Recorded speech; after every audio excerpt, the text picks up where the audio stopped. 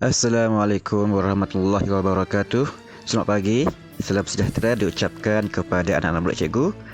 Diharapkan agar semuanya berada dalam keadaan sihat.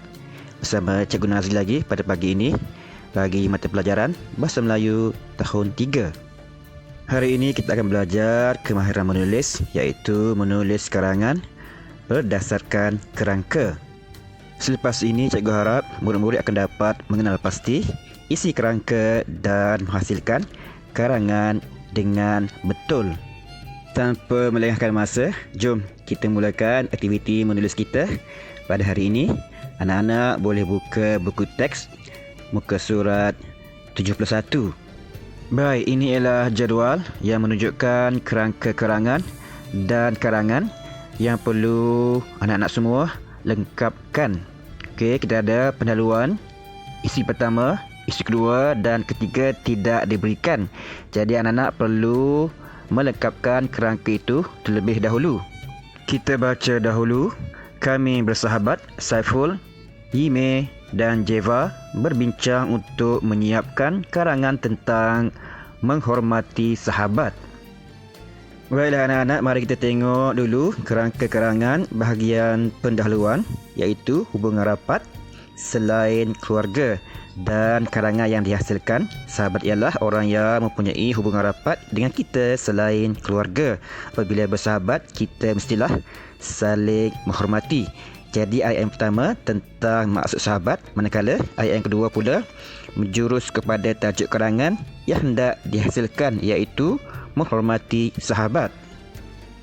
Kita teruskan lagi dengan isi pertama. Kita baca, jaga tutur kata, elak bahasa kasar. Jadi kita mulakan isi pertama dengan ayat, amalan menghormati sahabat boleh dilakukan dengan.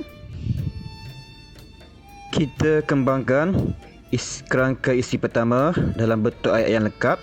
Cikgu rasa kita boleh buat dalam 2 ayat. Kalau anak-anak mahu buat dalam 1 ayat, maka anak-anak perlu menggabungkan menjadi ayat majmuk. Tapi cikgu rasa kita boleh buat dalam 2 ayat. Contohnya, amalan menghormati sahabat boleh dilakukan dengan menjaga tutur kata apabila bercakap.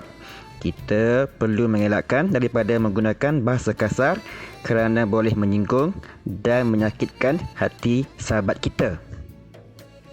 Kita teruskan lagi dengan isi kedua. Kalau anak-anak tengok, isi kedua tidak diberikan. Maksudnya anak-anak perlu melengkapkannya. Okey, kita tengok isi yang kedua diberi di bahagian bawah sekali. Kerangka bagi isi yang kedua ialah saling membantu dan ikhlas. Jadi kita ambil dan lengkapkannya di sini. Okey. Seterusnya mari kita bina karangan daripada kerangka tersebut, iaitu saling membantu dan ikhlas. Cikgu rasa kita juga boleh hasilkan dalam 2 ayat, iaitu seterusnya kita juga mestilah saling membantu dan tolong-menolong antara satu sama lain. Setiap pertolongan mestilah dilakukan dengan ikhlas tanpa mengharapkan balasan. Berikutnya anak-anak, isi yang ketiga juga tidak diberikan kerangkanya. Jadi mari kita tengok apakah kerangka bagi isi yang ketiga.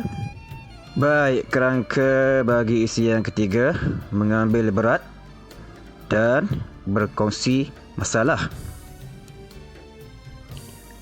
Bagaimanakah caranya kita mahu menghasilkan karangan berdasarkan kerangka isi yang ketiga? Cikgu rasa kita boleh buat dalam 1 ayat. Walau bagaimanapun, kita perlukan satu lagi isi sampingan sebagai pelengkapnya. Kita boleh tulis, selain itu kita juga mestilah mengambil berat tentang sahabat kita. Contohnya berkongsi masalah. Sekiranya sahabat kita mempunyai masalah, kita boleh bertanya, mendengar dan membantu menyelesaikan masalah tersebut. Akhir sekali, mari kita tengok bahagian penutup, hormati sahabat, orang menghormati kita. Kesimpulannya, jika kita menghormati sahabat, ramai orang akan menghormati kita. Oleh itu, hargailah sahabat kita dengan sebaik-baiknya.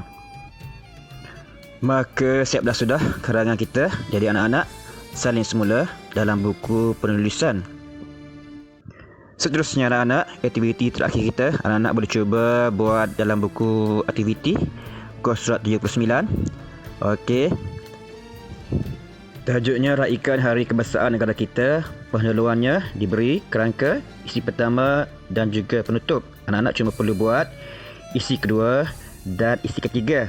Kerangkanya berdasarkan gambar. Jadi apakah aktiviti itu? Cikgu rasa itu ialah aktiviti perbarisan.